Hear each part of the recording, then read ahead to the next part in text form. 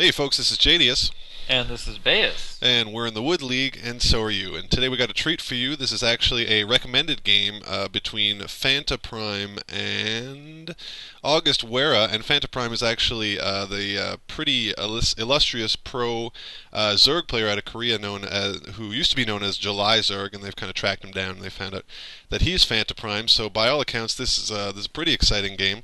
Got to give a shout out to Skullflower from the StarCraft.org forums for pointing this game out, and we're pretty excited that Man, about when to you watch said this game. I thought you were going to say something else, but Skullflower is a pretty cool username. James, before we get started here, I just have a quick question for you, as usual. Okay, shoot. As you know, StarCraft is a game that requires quick reflexes, a sharp mind, careful planning and execution. I was just wondering if, in your opinion, it's possible to be too old to be any good at StarCraft. Well, I think that the common belief is that it is a young man's game, especially in the professional ranks. I mean, you're never too old to be good. You're never too old to beat people, but I think you probably get to a point where perhaps your reflexes and your APM, as it were, is probably not as quick as some other people, and maybe your pro career will be over. But there are always some exceptions to the rules. There are some older gentlemen that are having a good kind of pro tournament careers right now. I don't want to name any names. I don't want to offend any people, but you out there can find out who they are. White we're all and. But yeah, I mean, I think it's mostly a young man's game, but I mean, anybody with a belief can play this game well. Well, Whiterow's pretty damn good from what I've seen of him, so... Oh, absolutely, he's one of the best, one of the favorites, and he's keeping it together for us old guys. Yeah, But if you were to anyway, put a cap age on it, what would you say? 30? oh, 30 at the most. 30 would be pushing it. I'm not entirely sure how old Waira is. I've just heard that he's a little older than what most of those young whippersnappers in the pro ranks right now. Alright, well, we got a pretty standard build going on from both sides here, as far as I can tell. It looks Not like sure when Fanta put up his spawning pool, but he's now going for a quick Roach Warren. yeah, pretty quick Roach Warren before any Zerglings actually mutating. A couple of Zerglings mutating right now on the way, probably defensively minded with the SCV kind of prowling around right now. And Zerglings, August has a few Marines out on the board, um, and going for a quick factory as well. Do you think he'll be going for that dreaded Hellion rush? yeah, I mean, pretty popular right now amongst Terran players to try to poach a few workers. It's a little difficult with the queens coming out so quickly these days. It's so integral to have the queen out and start pumping those larvae and start really boosting your macro. So we'll see what comes out of that factory. Obviously, a pretty good quick tank push can be very useful against all those Zerg bio units. Looks like we got a tech lab going down in the factory, so you got to think maybe we're not going to see Hellions for now. Fanta's approaching August's gate, taking a quick look inside. He's going to see 3 Marines out of the total 5 that August has, so got pretty basic scout of the base there. Looks like August's a little concerned right now, putting up a bunker, and we actually have Infernal Pre-Igniter researching in the tech lab. So you're absolutely right. Hellion's going to come out, and they're going to have the upgrade to their flamethrowers. It looks like Fanta is being very aggressive here, just continuing to poke at August's base with Zerglings, just running around, just watching the map. Yeah, I count 5 or 6 roaches on the way to August's base right now. While the first Hellion pops out, its nose, and I think it probably saw that first roach, thinking that most of JulyZerg or Fantaprime's units right now outside his base. So he's going to take his Hellion over to Fanta's base and see what he can do to these workers. But right now, these roaches are going to push on the wall, and that wall is going to push back. And it's not like and it loses 1 roach, so bad trade-off there. Looks like the Hellion's going to have just about as much luck poking through himself. 1 roach is Except the going Hellion did survive. So. The Hellion did survive to live and to fight another day.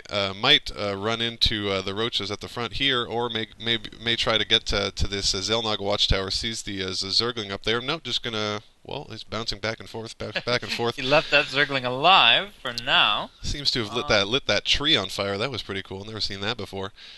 And now he seems to content to kind of just race his little RC car around like a madman. And I don't know what, probably waiting for these other two Hellions that were kind of caught up by those three roaches there. Yeah, it looks like they're pretty low health. They must have gotten a small battle. But with these roaches out on the board, these Hellions aren't really cut out to do much. Looks like this one will probably go down. Another one may be destroyed also. Yeah, two will go down here. And he'll try to get as many workers down. So we've got one worker killed so far, and a bunch more. Two more go down. I mean, that speed with the Infernal Pre-Igniter really doing some damage here. Those roaches just can't really catch up to him. As soon as they do, it will go down right now. But two more workers. One more hit and two more drones down. Two more workers go down, and he knows that the fast expansion is out for the Zerg right now. Man, those Hellions are annoying, let me tell you. But look at this, a very, very fast Spire here for Fantaprime. JulyZerg. Mutalisks are on the way. It looks like 5 Mutalisks are being created right now. 5 Mutalisks being produced right now. Still producing Marines over on Green Terran AugustWerra's side. There's a quick tank. Well, maybe not so quick, but there's a transition to siege tanks and a Thor being built right now. So maybe he's sensing that the area is coming. A good amount of Marines, I think, to be able to handle the Mutalisks. No stim right now for the Marines. That might be a little tough. I don't think these Mutalisks intend to engage the Marines, but if they can sneak into the back of the base, August may be in trouble here and may be evened up from his Hellion harass. Here come the Mutalisks going to try to poach as many workers as perhaps August did on Fanta's side. Focusing refinery workers that are getting Vespene gas, interesting choice, because often people will not pull workers off Vespene gas because they tend to hide in their geysers and survive longer. Yeah, that was a very fast worker pullout for August. Pretty well done there, and seems like Fanta anticipated that. Went straight for the gas workers, which is a good point base. A lot of those workers kind of stay behind. They're pretty much addicted to their jobs. You know, they want to get that gas out at all costs. And it's hard to get a hold on them. I want to note the interesting position of Fanta's Spire here. You'll notice it's not actually in his base, and then he put it outside of his base by pooping out some Overlord goo and sticking it down there in the corner. Yeah, probably thinking that it would stay a secret to August. And I don't think he saw it, but just a good anticipation on August's part to build the Marines, have the Thors coming out, still building Hellions, is still going to try to harass as much as he can, putting up a couple more barracks and another factory. Mutalisks are coming in here, but they're going to notice that there's a bunch of missile turrets up, so they will not be able to harass that particular line of SCVs anymore. Yeah, August has been spending a lot of money on static defense right now. He's feeling that these Mutalisks are probably going to be able to exert a lot of authority when abusing, and if he can get some good missile turret placement, then that can pretty much eliminate the advantage that they'll have. Arrived at Fanta's expansion and was quickly dispatched by a bunch of roaches. Second expansion going up for Fantaprime right now. August just kind of fully saturating his natural now, putting up a double gas. Going to get that mining as fast as he can. Made the orbital command before he floated it over, which is a very popular strategy for the Terrans. If you're not ready to expand, you can get double muling on your main base and definitely boost up your economy while you're preparing your expansion to making it safe and making it secure. Yeah, I like how Fanta's continuously just looking around the entire map. And you'll notice he's not using Overlords, which tend to be poached by Vikings in late game against Terran. He's actually got Zerglings and Mutalisks running around, and they're just keeping tabs on August's entire base and where he might expand to next, and just checking out where his army is at all times.